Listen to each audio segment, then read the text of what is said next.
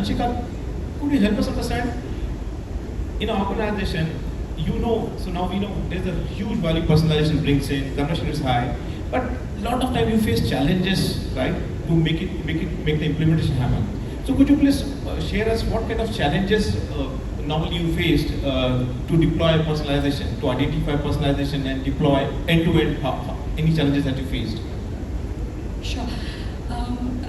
Amongst a lot of challenges that we face in order to have an effective personalization strategy, I'll pick top three. First is the tech cost. When we talk about personalization, it's usually 95 to 100% tech driven. So the cost is pretty high. So really anticipating the ROI that you would expect out of that tech cost and answering, let's say, your CFOs to say it will reap me results, that is one big challenge. Also, you have a lot of other platforms which you can utilize, but again, they come at a cost. Secondly, I feel this is majorly from post-purchase, the dormant customers. So it's a tricky way where while a customer is coming to your app, you would want them to fill as less information as possible so that they don't drop off before, let's say, they sign up or they make a purchase with you, right?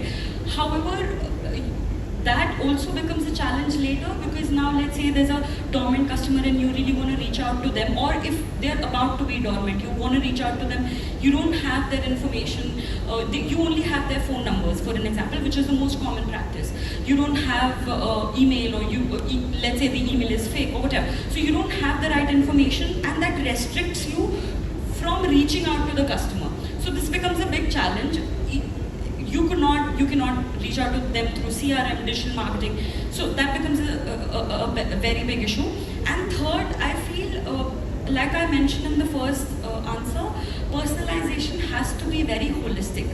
Now, a lot of times what a lot of apps make mistake in is either they personalize the entire digital experience and not personalize the app, or vice versa.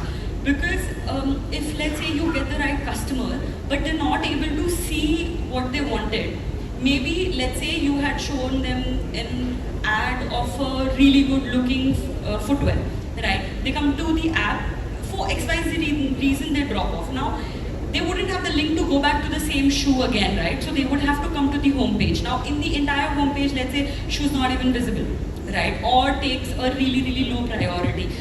That becomes a problem. So personalization entirely is really essential. Obviously, it takes time, it takes a lot of money, but has to be done if we want to make sure that we have the best results.